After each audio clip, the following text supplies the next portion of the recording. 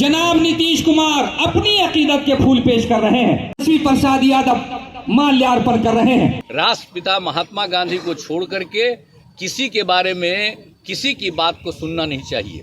अगर कोई करना चाहता है तो सब उल्टा पुल्टा काम करना चाहता है। जननायक कर्पूरी ठाकुर की पुण्यतिथि के अवसर पर जननायक कर्पूरी ठाकुर स्मृति संग्रहालय में पुण्यतिथि समारोह का आयोजन किया गया। समारोह में बिहार के मुख्यमंत्री नीतीश कुमार, डिप्टी सीएम तेजस्वी यादव समेत कई नेताओं ने श्रद्धांजलि दी। वहीं इस दौरान सीएम नीतीश ने भारत को हिंदू राष्ट्र बनाने की मांग को लेकर कहा कि भारत में सभी धर्म के लोग रहते हैं और हम गांधी जी के बताए रास्ते पर चलने वाले लोग हैं। अपने बयान में नीतीश कुमार ने कहा कि भारत में हर धर्म संप्रदाय के लोग रहते हैं। हिंदू राष्ट्र की मांग करने वाले लोग भारत को खत्म करना चाहते हैं। सब संभव है जी, ये पूरा देश है, भारत देश है। अब विभिन्न जो धर्म के लोग हैं, सब लोग हैं इस देश में। कोई मतलब है इस देश के बारे में कोई कुछ बोलेगा उसका कोई वैल्यू है? राष्ट्रपिता महात्मा गांधी को छोड़ करके किसी के बारे में किसी की बात को सुनना नहीं चाहिए। अगर कोई करना चाहता है तो सब उल्टा पुल्टा काम करना चाहता है, देश को खत्म करना चाह रहा है। इसलिए संभव ही नहीं है। जो भी देश है किस तरह से उन्होंने सबको बताया और अंत में उनकी हत्या तक कर दिया, तो आप सोच लीजिए।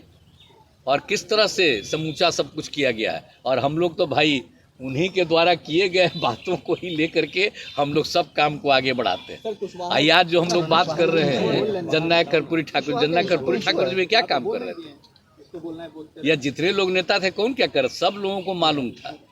तो इसीलिए आप समझ लीजिए कि उनके द्वारा जो देश के बारे में कहा गया है उसी पर ध्यान रखना चाहिए। अब बाकी लोगों को भी मौका मिला है तो कौन क्या क्या बोलता है। अब चलिए, अब इस चुनाव के बाद जो जनता फैसला लेगी उसके बाद है ना सब कुछ ठीक। वहीं पिछले दिनों बीबीसी के दफ्तर में हुआ इनकम टैक्स डिपार्टमेंट की रेड को लेकर सीएम नीतीश कुमार ने अपनी पहली प्रतिक्रिया दी है। मुख्यमंत्री नीतीश कुमार ने कहा कि हम समाधान यात्रा पर थे, उस दौरान ही हमने ये खबर देखी थी। बीबीसी का ऑफिस पूरी दुनिया भर में है, उनके द्वारा कुछ लिखी जाती है और इस तरह की कार्रवाई होती है, तो आप समझ लीजिए देश में क्या हो रहा है।